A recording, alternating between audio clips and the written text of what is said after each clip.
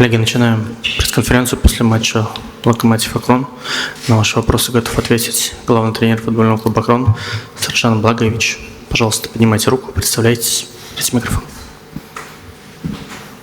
Добрый вечер, Косяков Александр, сетевое издание «В мире спорта». Вас можно называть Сарджан, да? Да, конечно. Сарджан, сегодня мы увидели первый тайм команды, которая, скажем так, выглядела не аутсайдером таким, который проиграла до этого 3 официальных матча. То есть сейчас состояние команды вы вывели в психологическом плане на более качественный уровень. Расскажите, пожалуйста, что вот с командой происходит. И по первому тайму можно сказать, что пациент скорее жив, чем мертв. Да. Добрый вечер всем. Да, я согласен, что первый тайм выглядели, в принципе, как мы работаем на тренировке. Я сказал перед началом этой игры, что от игроков я не жду ответа на предыдущие игры, на предыдущие поражения. Я просто хочу увидеть команду, которая является смелой, организованной, которая не боится играть, несмотря на то, что играем против команды, которая высшего уровня, конечно, считаем между 5 команд в России. Так что мы точно поняли, какого уровня есть качество Локомотива, конечно, но нам удалось прежде всего показать характер.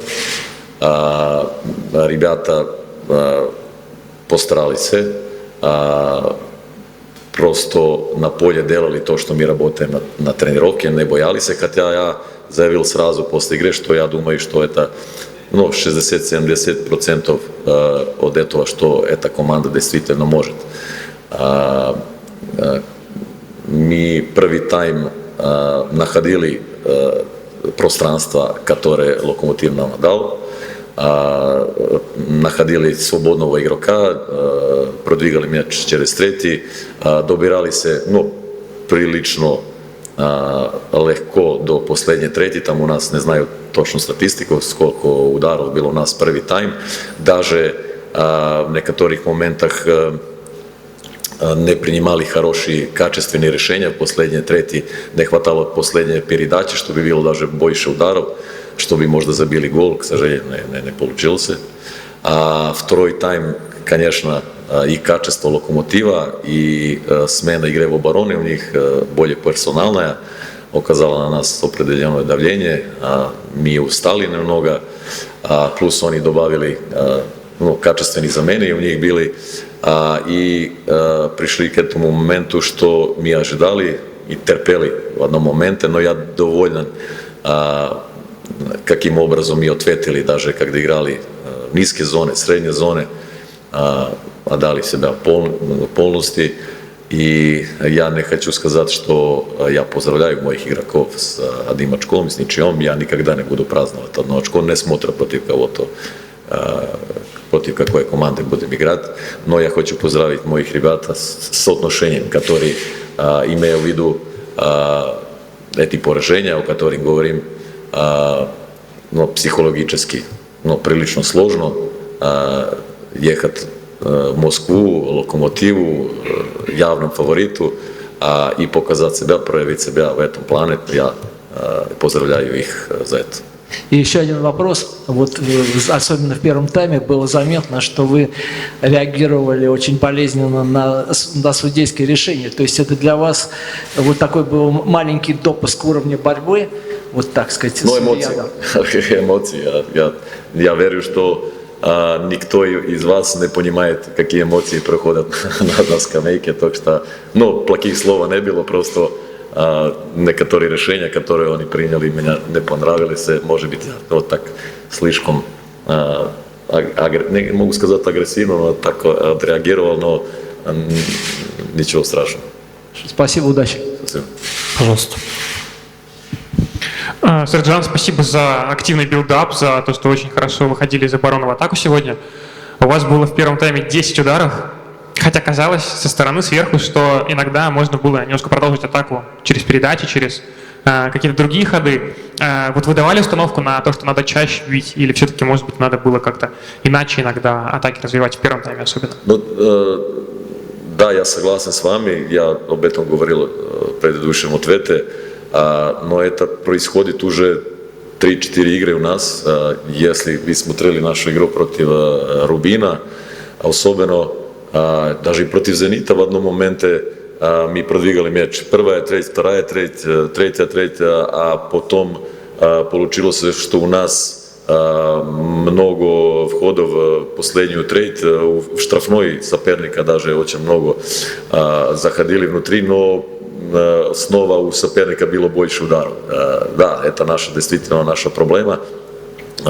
Решение, последняя треть, выбор, просто правильный выбор, когда надо бить поворотом, когда надо еще одну дополнительную передачу, либо какие-то более качественные решения. В игре 2 на 2, 3 на 3, 3 против 2.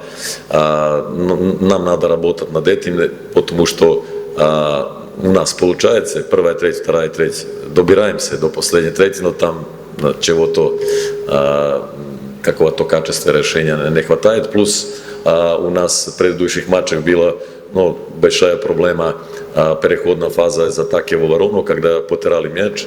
Когда теряем мяч, сегодня, по-моему, прилично качественно контролировали эту переходную фазу, так что есть прогресс. Я хочу отметить это. И плюс, и еще снова повторюсь, что, по-моему, это 60-70% от этого, что эта команда действительно может.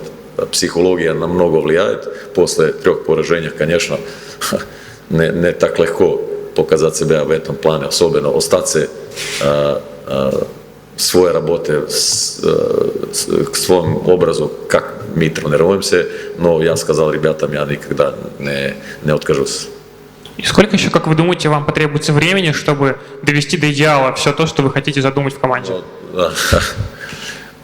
Сложный вопрос, но сложный ответ. Я знаю, что каждому тренеру всегда не хватает чего-то. Не хватает одна тренировка, один игрок, одна неделя, 1 год, одно трансферное окно. Всегда что-то не хватает. Я тоже так думаю, но я знаю, что тоже у тренеров нету так много времени. Работаем, я не хочу говорить сейчас, на меня нужно неделя, 5-10, но работаем и надеемся на прогресс. Есть еще вопрос? Еще вопрос, Сержан. Откуда вы так хорошо знаете русский язык? Я работал 3 года в Казахстане. До тех пор никогда не говорил русский язык, не знал русский язык. Я в школе не учил, только английский и французский. Но потому что работал 3 года в Казахстане, это было период ковида, когда был перерыв, я действительно начал серьезно изучать русский язык, и вот я надеюсь, вы понимаете меня. И еще вопрос, который задают всем тренерам сейчас, но особенно вам этот вопрос, в общем, актуален после 3 поражений, о комплектации команды, то есть все ли позиции у вас, так сказать, укомплектованы или еще хотелось на какие-то позиции? Ну, как я сказал в предыдущем ответе, каждому тренеру, если спросить у каждого тренера, он скажет, там если бы был еще один центральный игрок в обороне, или один нападающий, или один атакующий полузащитник, у каждого будет такие желания.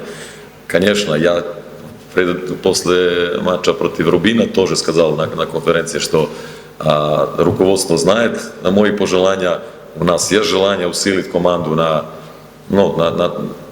3 позициях, по-моему.